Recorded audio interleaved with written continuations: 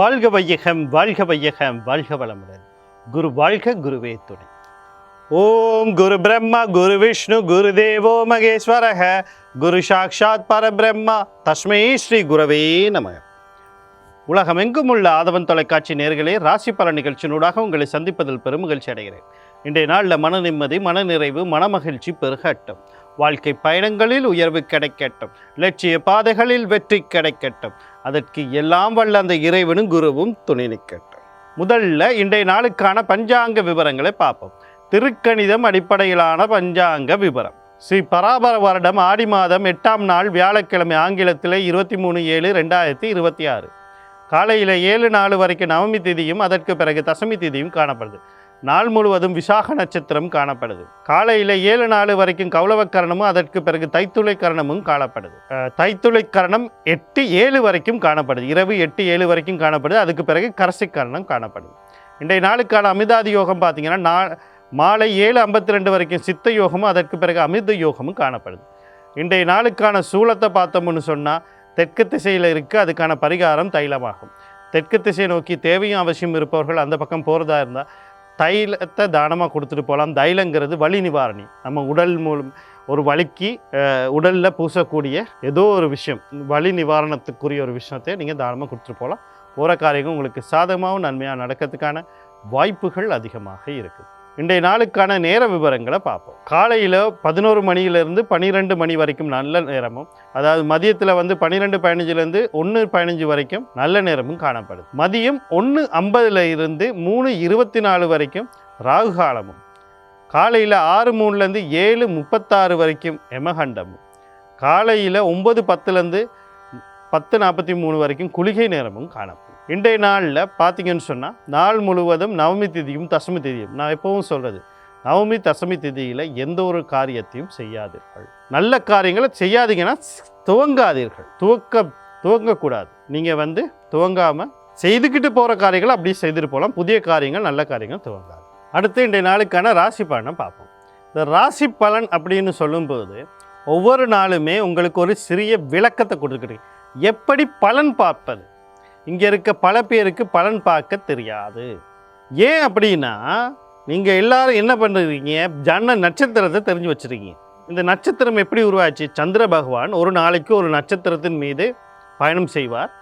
எந்த நட்சத்திரத்தில் இருக்கும்போது நீங்கள் பிறப்பை எடுத்துக்கிறீங்களோ அது ஜன்ன நட்சத்திரமாக மாறுது.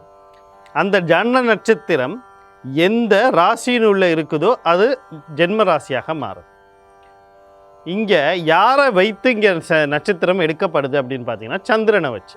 இப்போ இந்த சந்திர பகவான் எதற்கு சிறப்பம்சமாக இருக்கிறார்? உடல் மற்றும் மனம் சார்ந்த விஷயத்துக்கு சிறப்பம்சமாக இருக்கிறார். இங்கே அடுத்த விஷயம் என்னென்னா, எடுத்துக்கொள்ளுங்க, தாய் சந்திர பகவானை தாய் கிரகம் அப்படின்னு சொல்லுவோம். நம்ம தாய்ங்கிறது ஒரு கரு உருவாகிறதுக்கான உடலையும் உடலுக்கான வலுவையும் கொடுத்து வளர்க்குறவ தான் தாய். கரு எப்படி உருவாகுது? தாயின்ட்ட இருக்க கருமுட்டை தான் அடுத்த கட்டத்துக்கு போகுது. அந்த வளர்ச்சி அடைய உயிர்னு ஒன்று தேவைப்படுது. அந்த உயிர் எங்கேருந்து வருது? தந்தைக்கிட்டேருந்து வருது. ஜோதிட சாஸ்திர விதியின்படி தந்தை கிரகமாக சூரியனை சொல்லுவோம். அப்போ சூரியனுடைய நகர்வு என்னத்தை கொடுக்குதுன்னா ஆத்மா, உயிர். சூரியன் தான் ஆத்மக்காரகன், உற்பத்திக்காரகன், சகல ஆத்மாவின் பிறப்பிடம்னு சொல்லப்படுது. அப்படி சொல்கிற அந்த சூரியன் எங்கே இருக்காரு அப்படின்னு பார்த்தீங்கன்னா லக்னத்தோடு தான் தொடர்படுறார். அப்போ லக்ன பலன் தான் எல்லாருமே சொல்கிறோம். கோச்சாரம் வரும்போது நம்ம ராசியை பார்க்குறோம். காரணம் என்னென்னா அது உடல் மனம் சார்ந்த விஷயங்கள். கோச்சாரம்னா என்ன அப்படின்னா, இன்றைக்கு கிரக நிலை எப்படி இருக்குது, சனி பேச்சு, ராகு கேது பேச்சு, குரு பேச்சு, அப்படியெல்லாம் பார்க்கும்போது சந்திரனை அப்படி பார்த்துட்டு போயிடணும். ஆனால் நீங்கள் எல்லாரும் என்ன செய்கிறீங்க, உங்கள் ராசியினுடைய விஷயத்தை சொல்லும்போது அதைத்தான் கேட்குறீங்க. நீங்களே கேட்ட திருப்பிக்கலாம். நீங்களே இல்லை ராசின்னு தானே சொல்கிறோம். அதுக்கு பொது பேர் ராசியாக இருக்குது. லக்னம்ங்கிறது தனிப்பட்ட இது ரீதியாக வரக்கூடியது. உதாரணத்துக்கு ஒரு மேச ராசி அப்படின்னு நம்ம சொல்லும்போது மேஷ லக்னக்காரர்கள் அந்த பலனை உன்னிப்பாக கவனிக்கணும். ராசியினுடைய பலனை கேட்க தேவைன்னா கேட்கலாம். எதற்கு கேட்கணும் அப்படின்னா, உடல் மனம் இன்னைக்கு வீக்காகாமல் இருக்குமா, உடல் மனம் தெளிவாக இருக்குமா, சரியான ஒரு சிந்தனையை நம்ம செய்ய முடியுமா, அதுக்கு நீங்கள் கேட்டுக்கொள்ளலாம். ஆனால் பலன் எங்கேருந்து வரும்? லக்னத்தை தொடர்ந்து தான் பலன் தரும். நான் சொல்கிற பலனையும் லக்னத்தை வச்சு தான் நான் முடிவு பண்ணிக்கிறேன் தவிர ராசியை வச்சு இல்லை. நீங்கள் எப்படி அதை தெளிவாக எடுத்துக்கொள்கிறீங்கிறது உங்களை பொறுத்து. சரி, எனக்கு லக்னம் தெரியாது, எப்படி பார்க்குறது அப்படின்னா, முதல்ல உங்கள் ராசி கட்டத்தை எடுங்க. ராசி கட்டம் 12 பெட்டி போட்ட ராசி கட்டம் இருக்குது, நவாம்ச கட்டம் இருக்குது. சாதாரணமாக ஒரு இதில் ராசி கட்டமும் நவாம்ச கட்டமும் போடுவாங்க ஒரு ஜாதக இதில். கூடுதலாக பாவக கட்டம்னு ஒன்று போடுவாங்க, அது நிறைய பேர் போடுறதில்ல, போடுவாங்க. இது இல்லாமல் 108 கட்டம் இருக்குது. பஞ்சாம்சம், சதுரம்சம், சஷ்டி அம்சம், சப்தாம்சம், அஷ்டாம்சம், இப்படி 108 அம்சங்கள் இருக்குது. அதெல்லாம் நம்மளுக்கு தேவையில்லை, அதெல்லாம் கொஞ்சம் கூட வச்சோம். அதெல்லாம் கொஞ்சம் ஆழமாக போயிட்டு நம்ம ஜாதகத்தை பார்க்குறவங்க, பலனை கணிக்கிறவங்களே தேவைப்படும். நம்ம பார்க்க வேண்டியதுனால் லக்னத்தை பார்க்கணும். ராசி கட்டத்தில் எங்கே சரி லானா போட்டிருக்காங்களா, கோடு போட்டிருக்காங்களா, ஒன்று போட்டிருக்காங்களான்னு பாருங்கள். அதுதான் லக்னம். அது இல்லாமல் விபரங்கள் அப்படின்ற ஒரு இடத்துல கட்டாயம் ராசி, ஜன்ன ராசி, ஜன்ன நட்சத்திரம், ஜன்ன லக்னம் கட்டாயம் போட்டிருக்கணும். அப்படி போடலைன்னா அது ஜாதகமே இல்லை. இதை தாண்டி 5 விஷயம் போட்டிருக்கணும். என்ன அப்படின்னா, நட்சத்திரத்தை மேலே போட்டிங்க, திதி, யோகம், கரணம், வாரம் கட்டாயம் ஜாதகத்தில் இருக்கும். இல்லைன்னா அது செல்லுப்படையக்கூடிய ஜாதகம் இல்லை, அது சரியான ஜாதகமும் இல்லை. ஏன்னா பஞ்சாங்கத்தை எழுதாமல் என்ன ஜாதகத்தை பார்க்குறது? அப்போ அந்த விவரங்கள் இருக்கும். இது ஒன்றும் எனக்கு தெரியாதே, பக்கத்தில் இருக்க ஜோதிடர்கிட்ட போங்க, அவர் எல்லாம் தெளிவாக சொல்லிடுவோம். அதுக்கு பிறகு பலனை பார்த்தீங்கன்னா அது சரியாக இருக்கும். அடுத்தது இன்னொரு விஷயம் தெரிஞ்சுக்கணும், மகாதிசை புத்தி. இந்த மகாதிசை புத்தி சாதகமாக பாதகமாக? தசைநாதனும் புத்திநாதனும் கர்ம நட்சத்திரத்தில் இருக்கானா. ஒரு மகாதிசையில் ஒரு புத்தி ஊழ்வினை புத்தியாக இருக்குது, அது நடக்குதா இல்லையா, இவ்வளத்தையும் தெரிஞ்சுக்கிட்டு நீங்கள் பலனை பார்க்கும்போது அந்த பலன் சரியான வழிகாட்டலாக இருக்குது. இது வாழ்க்கையை மாற்ற போவதில்லை, அதுக்குன்னா உங்கள் ஜன்ன ஜாதகத்தை தான் பார்க்கணும், வழிகாட்டுறதாக தான் இருக்கும். நம்ம ஜன்ன ஜாதகத்தை பார்த்து சொன்னாலும் இங்கே இருக்கிற ஒரு விஷயம் என்ன அப்படின்னா, நம்ம உங்களுடைய பலன்களை கூற முடியும். அந்த பலன்கள் எதிர்மறையாக இருக்கும்போது மாற்றத்துக்கான வழிகளை கூற முடியும். ஆனால் நம்ம உங்களுடைய விதியை மாற்ற முடியாது. அதை நான் சொல்கிறது ஒரு ஜோதிடரால் விதியை மாற்றி எழுத முடியாது. அப்போ என்னத்துக்கு நம்ம ஜோதிடம் பார்க்குறோன்னா, மழை வருது, கொடை கொண்டு போகணும். இன்றைக்கி மழை அதிகமாக இருக்கும், வெள்ளம் வரும், அப்போ என்ன செய்யணும்? கவனமாக இருக்கும். இப்படி நம்ம எச்சரிக்கைகள் கிடைக்கும்போது, மண் சரிவு வரும், எச்சரிக்கை, பூமி அதிர்வு ஏற்படும், எச்சரிக்கை, சுனாமி வரும், எச்சரிக்கை. இந்த எச்சரிக்கை வந்துருச்சுன்னா என்ன நடக்கும்? நம்ம அதுக்கான முன்னெச்சரிக்கை வேலைகளை செய்வோம். அது மாதிரி தான் எதிர்மறையான விளைவுகள் வருதுன்னா முன்னெச்சரிக்கை வேலைக்கான வழியை நம்ம காட்டிடுவோம். செய்ய வேண்டியது யார்? நீங்கள் தான். ஏன்னா உங்களுடைய வாழ்க்கை உங்களுடைய, அதை பார்த்து கணித்து சொல்வது மட்டும்தான் எங்களால் கொடுக்கப்பட்டது. உங்களுக்கு ஒரு ஆலோசனை வழங்குறது, அதை நம்ம தெளிவாக செஞ்சிடுவோம். அடுத்து பார்த்தீங்கன்னு சொன்னால், நான் பலன் சொல்லும்போது சில விஷயம் சாதகம்னு சொல்லுவேன், சில விஷயம் பாதகம்னு சொல்லுவேன். ஏன் சாதகமான விஷயம் என்ன அப்படின்னா, அது நீங்கள் இந்த விஷயங்கள் சாதகம். இன்றைக்கி உங்களுக்கு லாட்ரியில் நீங்கள் 1 கோடி ரூபா கிடைக்கும் அப்படின்னா, நீங்கள் போய் லாட்ரியை வாங்கினா தான் கிடைக்கும் தவிர வீட்டிலே உட்காந்துருந்தால் கிடைக்காது. உதாரணத்துக்கு சாதகமான ஒரு விஷயம் சொன்னேன். அதே நேரத்தில் பாதகமான ஒரு விஷயம் சொல்கிறது பயமுறுத்த இல்லை. அப்படி ஒரு விஷயத்துக்கு நீங்கள் தயாராக இருங்கன்ற அர்த்தம். குறிப்பிட்ட நபர்கள் மூலியமாக சிக்கல் அப்படின்னு நான் சொல்லுவேன். அந்த சிக்கல் எப்படி இருக்கலாம்? இப்போ வீட்டில் தந்தை மூலியமாக சிக்கல் அப்படின்னு ஒன்று, அவருக்கு உடல்நல கோளாறு வரலாம், இல்லை அவங்க சார்ந்தவங்க மூலியமாக சில சிக்கல் வரலாம், அல்லது தந்தை ஏதாவது ஒரு கடனோ வாங்கி வச்சிருப்பாரா, அதனால சிக்கல் வரலாம், இல்லை தந்தையே சில விஷயங்களுக்கு இதை தடைகள் விதிக்கலாம். இப்படி சிக்கல்கள் வரலாம். அது எந்த சிக்கலாக இருந்தாலும் வந்தால் வரப்போகுது, ரைட்டு, இதை எப்படி சமாளிக்கிறது அப்படிங்கிறத நீங்கள் முன்கூட்டியே எச்சரிக்கையாக இருக்கிறதா அந்த கவனங்கள் வச்சுருக்கேன். நீங்கள் முயற்சி பண்ணால் நல்லது நடக்கும், கவனமாக இருந்தால் வர பாதிப்பை கட்ட வைக்கும். இதுதான் சாராம்சம். அடுத்தது, நான் கிரகங்களை சொல்லி தெய்வங்களை சொல்லுவேன். ஏன் அப்படின்னா, இங்கே இருக்கிற விஷயமே என்ன அப்படின்னா, கிரகத்தினுடைய சக்தி அலைகள் நம்மளை நோக்கி விழுந்துக்கிட்டே இருக்குது.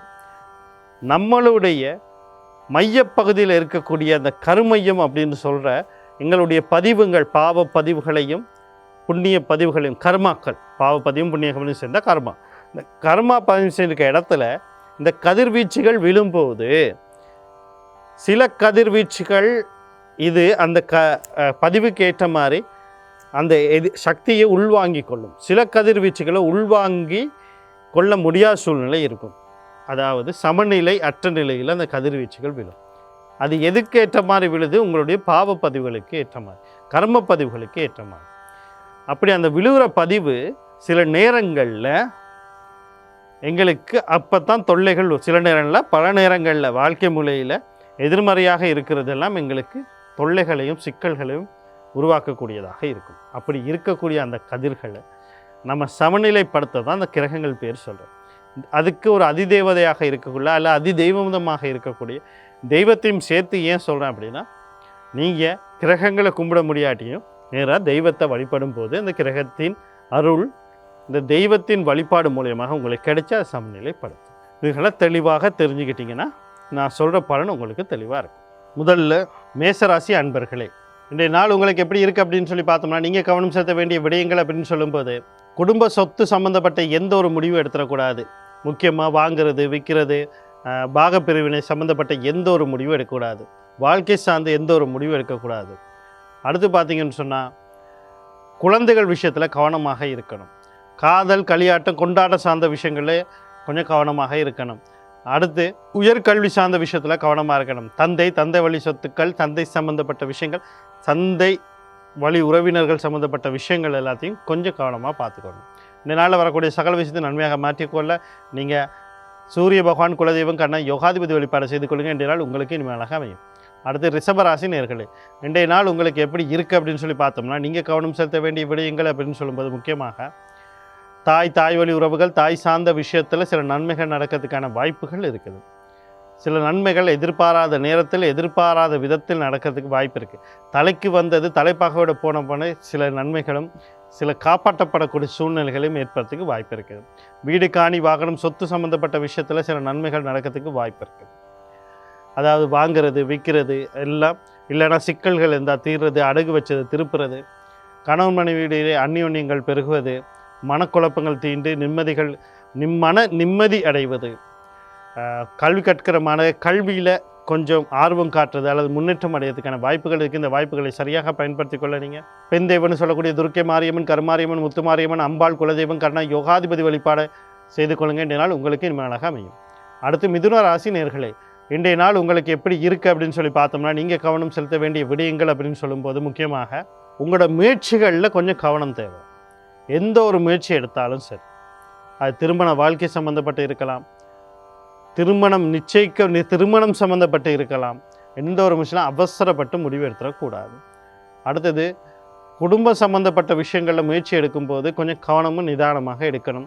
எல்லா முயற்சிகளும் தடையோ தாமதமும் வர்றதுக்கு வாய்ப்பு இருக்குது. அடுத்து தம்பி தங்கையில் சம்மந்தப்பட்ட விஷயத்தில் கவனமாக இருக்கணும். நாம் என்ன வார்த்தை பேசுகிறோம், எப்படி பேசுகிறோம், யாரோட பேசுகிறோங்கிறத ஒரு தடவைக்கு 2 தடவை ஆலோசனை பண்ணி பேசுகிறது சிறப்பாக தரும். இந்த நாளில் வரக்கூடிய சகல விஷயத்தை நன்மையாக மாற்றி அமைத்துக்கொள்ள நீங்கள் செவ்வாய் பகவான், அவருடைய அதிபதி முருகப்பெருமான், மகாலட்சுமி, குலதெய்வம், கண்ணா, யோகாதிபதி வழிபாடு செய்து கொள்ளுங்கள். இன்றைய நாள் உங்களுக்கு இனிமேலாக அமையும். அடுத்து கடகராசி நேயர்களே, இன்றைய நாள் உங்களுக்கு எப்படி இருக்குது அப்படின்னு சொல்லி பார்த்தோம்னா, நீங்கள் கவனம் செலுத்த வேண்டிய விடயங்கள் அப்படின்னு சொல்லும்போது, குடும்ப உறுப்பினர்கள் யாராக இருக்கட்டும், அவர்களோட தேவையில்லாத வாக்குவாதம் பண்ணுறது, இல்லை அவர்கள் உங்களுக்கு கருத்துக்கு முரண்பாடாக வரும்போது தேவையில்லாத வார்த்தைகள் பேசுகிற வார்த்தையில் கவனமாக இருக்கணும். அவர்கள் என்ன பேசினாலும் சரி கடந்து போக பாருங்கள். பேசி பெருசாக்காதீங்க. கையில் இருக்க பணத்தை தேவையில்லாமல் செலவழிக்காதீங்க. நீங்கள் மன அழுத்தத்துக்கு உள்ளாகாமல், அதாவது நீங்களே சிக்கல்களை உருவாக்கி உங்களாலேயே சிக்கல்கள் உருவான பிறகு நீங்களே மன அழுத்தத்துக்குள்ளே உள்ளாகாதீங்க. கடன் கொடுக்கல் வாங்கல் சம்மந்தப்பட்ட விஷயங்களை கவனமாக இருங்க. அதனால் சிக்கல்கள் வர்றதுக்கு வாய்ப்பு இருக்குது. தொழில் சார்ந்த விஷயத்தில் அவசரப்பட்டு எந்த முடிவும் எடுக்க தரக்கூடாது. அடுத்து உடல் உபாதைகள் தென்பட்டால் உடனடியாக வைத்திய சிகிச்சையை நாடுங்க. எதிர்கள் தொல்லைகள் இருக்கும், கவனமாக இருக்க. கையில் இருக்க பணத்தை தேவையில்லாமல் தேவையிட்ட விதத்தில் செலவழிக்காதீர்கள். இப்போ உங்களுக்கு தேவையாக தோணாலும் அது ஒரு விரயமாக மாறதுக்கான வாய்ப்புகள் இருக்குது. அதனால் கவனம். இந்த நாளில் வரக்கூடிய சகல விஷயத்தை நன்மையாக மாற்றி அமைத்துக்கொள்ள புத பகவான் அவருடைய அதிபதி மகாவிஷ்ணு, விநாயக பெருமான், குலதெய்வம், கர்ணன், யோகாதிபதி வழிபாடு செய்து கொள்ளுங்கள். இன்றைய நாள் உங்களுக்கு இனிமையாக அமையும். அடுத்து சிம்ம ராசி நேயர்களே, இன்றைய நாள் உங்களுக்கு எப்படி இருக்குது அப்படின்னு சொல்லி பார்த்தோம்னா, நீங்கள் கவனம் செலுத்த வேண்டிய விடயங்கள் அப்படின்னு சொல்லும்போது உங்களுக்கே ஒரு புத்வேகம் பிறக்கும். நீண்ட நாளைக்கு பிறகு ஒரு பெருமூச்சு விடக்கூடிய ஒரு நாள். நிம்மதிகள், பெருமூச்சு, எடுக்கிற காரியங்கள் உங்களுக்கு துணையாக இருக்கும். வீடு, காணி, வாகனம், சொத்து சம்பந்தப்பட்ட விஷயங்களில் சில நன்மைகள் நடக்கும். அதே நேரத்தில் பாகப்பிரிவினைகள் உங்களுக்கு சாதகமாக முடியறதுக்கு வாய்ப்பு இருக்குது. குழந்தைகளுக்கு சில நன்மைகள் நடக்க வாய்ப்பு இருக்குது. குழந்தைகளுக்கு முயற்சி பண்ணிக்கிட்டு இருந்தால் அதுக்கான வாய்ப்புகளும் இருக்குது. அடுத்து காதல், களியாட்டம், கொண்டாட சம்மந்தப்பட்ட விஷயங்கள்லையும் சில நன்மைகள் நடக்கிறதுக்கு வாய்ப்பு இருக்குது. இந்த வாய்ப்புகளை சரியாக பயன்படுத்தி கொள்ள உங்கள் ராசி அல்லது லக்னாதிபதினு சொல்லக்கூடிய சூரிய பகவான், குலதெய்வம், கர்ணன், யோகாதிபதி வழிபாடு செய்து கொள்ளுங்கள். இன்றைய நாள் உங்களுக்கு இனிமேலாக அமையும். அடுத்து கன்னி ராசி நேயர்களே, இன்றைய நாள் உங்களுக்கு எப்படி இருக்குது அப்படின்னு சொல்லி பார்த்தோம்னா, நீங்கள் கவனம் செலுத்த வேண்டிய விடயங்கள் அப்படின்னு சொல்லும்போது முக்கியமாக தாய் வழி உறவுகள், தாய் சார்ந்த விஷயத்தில் கவனமாக இருக்கணும். கடல் கடந்த தொடர்போடு ஏதோ ஒரு விஷயத்தை செய்ய நினைக்கிறீங்க. அது வியாபாரமாக இருக்கலாம், தொழிலாக இருக்கலாம், கல்வியாக இருக்கலாம். நீங்கள் போக முயற்சி பண்ணலாம், உங்கள் குடும்பத்தில் போக முயற்சி, நண்பருக்கு போக முயற்சி, இல்லை அவங்க இருக்கிற யார் மூலியமாக எதாக இருந்தாலும் கவனம் தேவை. அவசரப்பட்டு எதையும் செஞ்சிடாதீங்க. வீடு, காணி, வாகனம், சொத்து சம்பந்தப்பட்ட விஷயங்களை அவசரப்பட்டு எந்த முடிவும் எடுக்கக்கூடாது. வீண் விரயங்கள் ஏற்படும். உடல் உபாதைகளை பெண்கள் சந்திக்கிறதுக்கு வாய்ப்பு இருக்குது. அதே நேரத்தில் தூக்க சிக்கல்கள் உருவாகும். கணவன் மனைவி இடையிலே கருத்து வேறுபாடுகள் ஏற்படுறதுக்கு வாய்ப்பு இருக்குது. மன சஞ்சலங்கள் அல்லது மனக்குழப்பங்களுக்குள்ளே ஆகக்கூடிய நாளாக இருக்குது. கொஞ்சம் பொறுமையாக நிதானமாக கையாளுங்க. இந்த நாளில் வரக்கூடிய சகல விஷயத்தை நன்மையாக மாற்றியதுக்குள்ள சனி பகவான் அவருடைய அதிபதி சிவபெருமான், தர்மசாஸ்தா, பெண்தெய்வம்னு சொல்லக்கூடிய துர்க்கை மாரியம்மன், கருமாரியம்மன், முத்துமாரியம்மன், அம்பாள், குலதெய்வம், கர்ணன், யோகாதிபதி வழிபாடு செய்து கொள்ளுங்கள். இன்றைய நாள் உங்களுக்கு இனிமையாக அமையும். துலா ராசி நேயர்களே, இன்றைய நாள் உங்களுக்கு எப்படி இருக்குது அப்படின்னு சொல்லி பார்த்தோம்னா, நீங்கள் கவனம் செலுத்த வேண்டிய விடயங்கள் அப்படின்னு சொல்லும்போது முக்கியமாக வாழ்க்கையில் நிறைய பேருக்கு நிறைய எதிர்பார்ப்புகள் இருக்கும். அந்த எதிர்பார்ப்பு சில நேரத்தில் தடைப்படும். சில பேர் முயற்சி பண்ணுவாங்க, அந்த முயற்சிகளில் தடை ஏற்படும். பயணங்கள் செய்வாங்க, பயணங்களில் சிக்கல் ஏற்படும். சரியா? அதே நேரத்தில் எதிர்பார்ப்புக்கு மாறாக நடக்கிறதுக்கு வாய்ப்பு இருக்குது. எது நடந்தாலும் பரவாயில்ல, கவனமாக நிதானமாக இருந்தீங்கன்னா சரி. பயணங்கள் போகிறதுக்கு முன்னுக்கு ஒரு தடவைக்கு 2 தடவை ஆலோசனை பண்ணுங்கள். ஒரு பத்திர பதிவு செய்கிறதுக்கு முன்னுக்கு ஒரு தடவைக்கு 2 தடவை அந்த பத்திரத்தை, ஆவணங்களை சரி பாருங்கள். அனுமதி பெறத்துக்கு பிறகு சரி பாருங்கள். எல்லாமே கொஞ்சம் கவனமாகவும் நிதானமாகவும் கையாளுங்க. இன்றைய நாளில் வரக்கூடிய சகல விஷயத்தை நன்மையாக மாற்றி அமைத்துக்கொள்ள நீங்கள் சனி பகவான் அவருடைய அதிபதி சிவபெருமான், தர்மசாஸ்தா புதன் பகவான் அவருடைய அதிபதி மகாவிஷ்ணு, குலதெய்வம், கர்ணன், யோகாதிபதி வழிபாடு செய்து கொள்ளுங்கள். இன்றைய நாள் உங்களுக்கு இனிமையாக அமையும். விருச்சிக ராசி நேயர்களே, இன்றைய நாள் உங்களுக்கு எப்படி இருக்குது அப்படின்னு சொல்லி பார்த்தோம்னா, நீங்கள் கவனம் செலுத்த வேண்டிய விடயங்கள் அப்படின்னு சொல்லும்போது தந்தை சம்பந்தப்பட்ட விஷயங்கள், அதே மாதிரி குழந்தைகள் சம்பந்தப்பட்ட விஷயங்கள், அதுவும் ஆண் குழந்தை சம்பந்தப்பட்ட விஷயங்களில் உங்களுடைய தொழில் சார்ந்த, வியாபாரம் சார்ந்த விஷயங்களில் கவனமாக இருக்கணும். அவங்களையும் கவனமாக இருக்க சொல்லணும். தொழில், கல்வி, வியாபாரம் இந்த விஷயங்களில் கவனமாக இருக்கணும். நான் சொன்ன 3 பேரையும் கவனமாக உங்களையும் கூட மற்ற 2 பேரையும் சேர்த்து கவனமாக இருந்தால் நல்லாயிருக்கும். அதே நேரத்தில் பார்த்திங்கன்னா குடும்ப உறுப்பினர்களுக்கு இடையிலே சில மகிழ்ச்சிகள் ஏற்படுவதற்கு வாய்ப்பு இருக்குது. கருத்து வேறுபாடுகள் நீங்கிறதுக்கு வாய்ப்பு இருக்குது. அதே நேரத்தில் பண வரவுகள், சேமிப்புகள் அதிகரிக்கிறதுக்கு வாய்ப்பு இருக்குது. உங்களுடைய வார்த்தைக்கு மதிப்பு கிடைக்கிறதுக்கான வாய்ப்புகள் இருக்குது. வாய்ப்புகளை சரியாக பயன்படுத்தி கொள்ள நீங்கள் சனி பகவான் அவருடைய அதிபதி சிவபெருமான், தர்மசாஸ்தா புத பகவான் அவருடைய அதிபதி மகாவிஷ்ணு, குலதெய்வம், கர்ணன், யோகாதிபதி வழிபாடு செய்து கொள்ளுங்கள். இன்றைய நாள் உங்களுக்கு இனிமையாக அமையும்.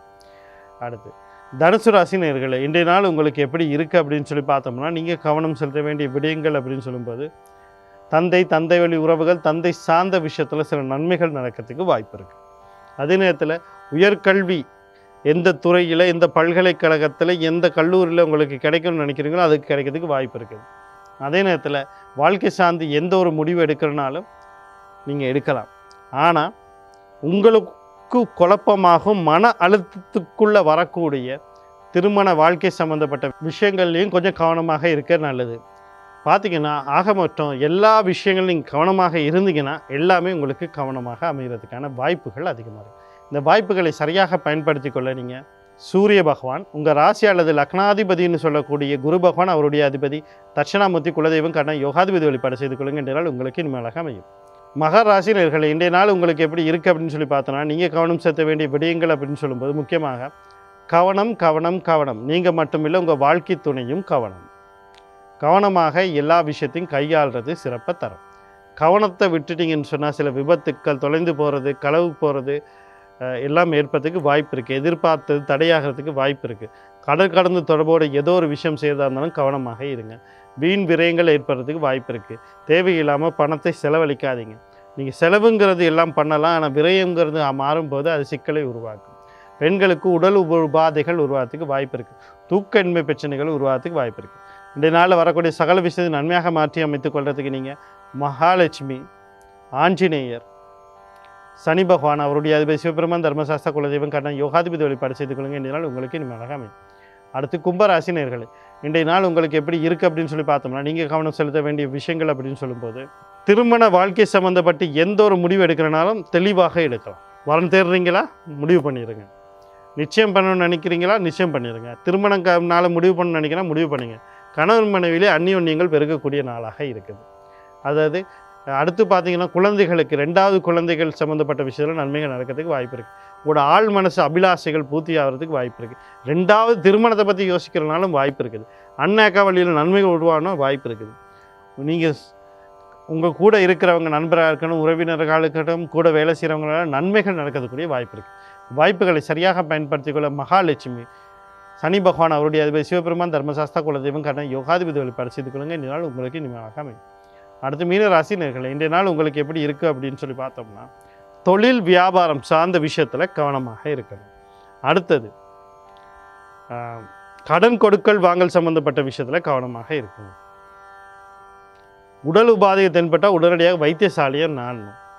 அது உங்களுக்கு மட்டும் இல்லை, உங்களுக்கு, உங்களுடைய தந்தைக்கு, குழந்தைக்கு நான் சேர்த்து சொல்லிக்கிட்டு இருக்கேன். எல்லா விஷயத்துலையும் இந்த 3 பேரும் கவனமாக இருக்கணும். இந்த விஷயங்களில் எதிரிகள் தொல்லைகள் இருக்கலாம், அதுலேயும் கவனமாக இருக்கணும்.